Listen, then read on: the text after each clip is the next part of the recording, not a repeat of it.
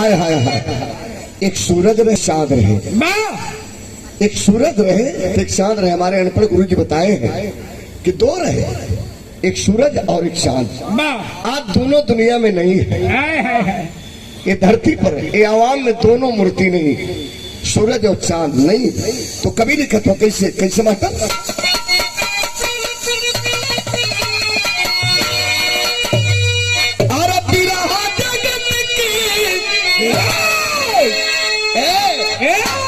बिरहा जगत की सूरज चांद चली गई, धरती पर छोड़ के अपन याद चली गई, धरती पर छोड़ के अपन याद चली गई।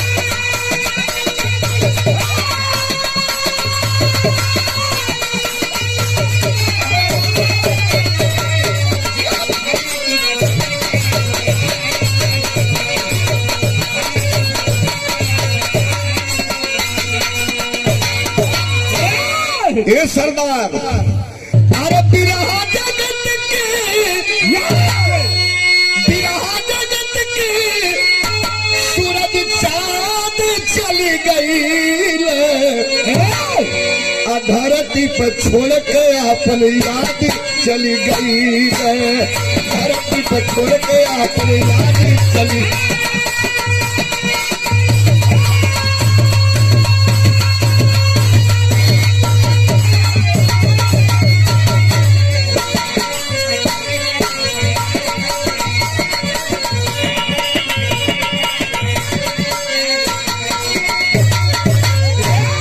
बतावे जाते बिहारी भैया काहे जन्म भले लोन के तेरे से गौर करी है कैसे बात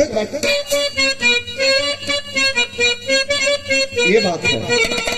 अरे बिरहा के खातिर पवल रहल जनमवा,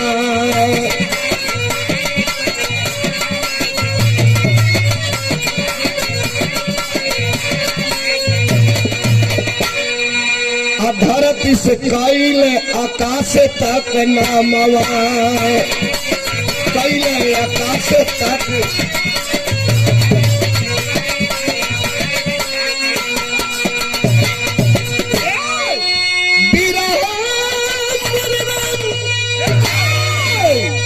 अरे बिरहा के ये बात चली गई, यही बात कली है केवल खाली जियत है और खात है। इलन का नाम लेके ई बिरहा के कई के कहा चल गया ऐसा फुलवारी बगीचा जोरे बगीचा कैसे ऐसा फूल हुआ।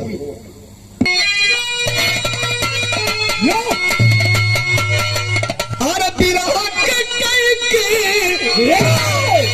बिरहा के कई की आबाद चली गई, धरती के धरती पर छोड़ के अपन याद चली गई, धरती पर छोड़ के अपन याद चली गई। हेलो हेलो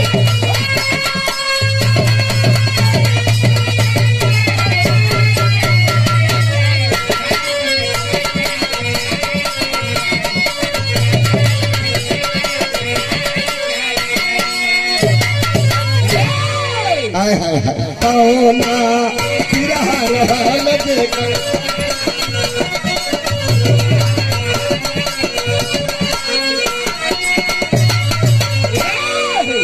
बिरहावे ओढ़ा छौना रहे। हम तो कहीं ले जाना ए भी ए सुने बिरहा रहल जेकर ओढ़ा ना बिछौना,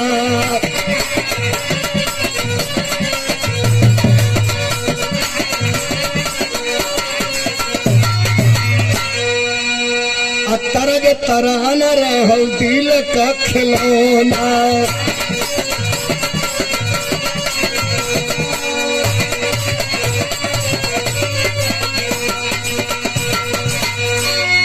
बिरहा रहल जेकर ओढ़ना बिछौना, और तरज तराना रहल दिल का खिलौना।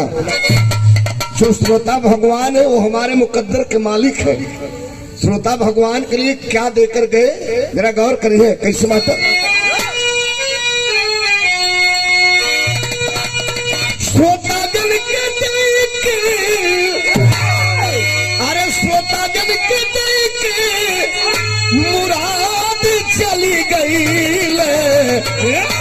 धरती पर छोड़ के अपन याद चली गई।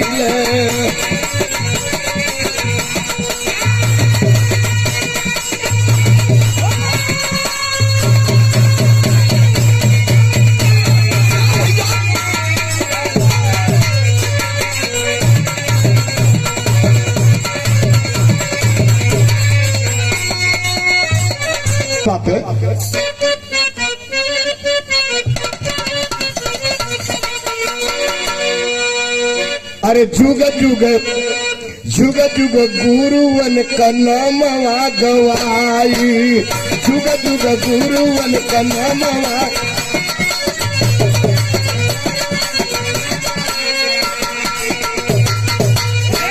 जुग जुग के गुरु लोगन का नाम गवाई। और गीत गाना सुन करके दिल भर जाई, गीत गाना सुन करके।